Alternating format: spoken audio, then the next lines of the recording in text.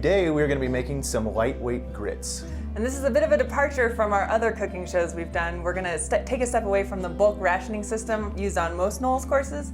For lightweight cooking, we'll do a little more prep on the front end. We have some instant grits, a mix. It's equal parts almonds, cashews, and sunflower seeds. We're going to pre-mix our spices. We've got some pepper, salt, onion powder, and garlic powder. We also have Fritos. Fritos are a great way to add calories without adding a lot of weight. We also like them because they only contain corn oil and salt. We're gonna have some bacon bits, some Parmesan cheese, and also some jalapeños to kick it up a notch. We're gonna take all these ingredients and put them in the food processor and grind them up, and that'll give us a big bulk amount of food that we're then gonna weigh out on a postal scale into our individual meals for the trip.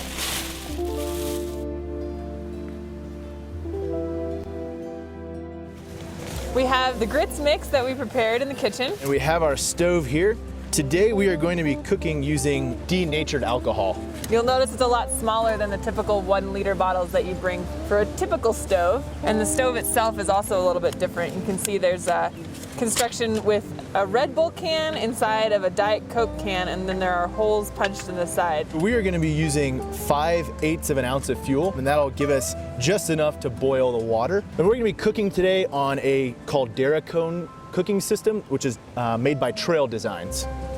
So we're going to be using roughly half a cup of water to cook today. And you won't actually see the flame like you would with a white gas stove, but you can definitely feel that heat coming off. We're just going to let that sit until the water boils.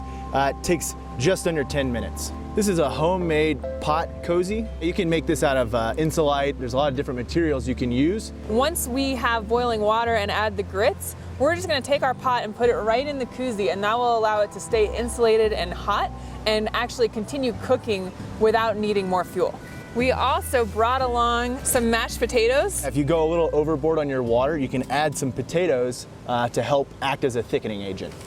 And they're nice and salty and savory, so they won't compete with the flavor of the grits at all. When you're cooking on titanium, it doesn't disperse heat that evenly. So if you are doing a little bit of extra cooking, it's good to stir while you have it on the stove. Okay. We're just gonna let that sit and rehydrate for a couple minutes. With ultralight cooking, we're not actually cooking on the stove. We're primarily boiling water so that we can rehydrate our food. It's also one of the reasons why we use instant grits. Less cooking time, less fuel, and less weight. Dun, dun. Oh yeah.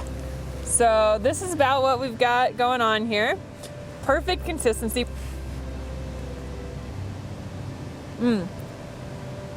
That's pretty much perfect grits as far as I can tell.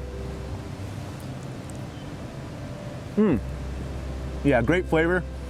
Jalapenos add a little bit of spice. Bacon bits are always nice. I am sweating. Yeah. We're just gonna give the crew a taste here. I like that. I've had a lot of the lightweight recipes. That one's good. Yeah. Man, those grits are good. This is true grits. It's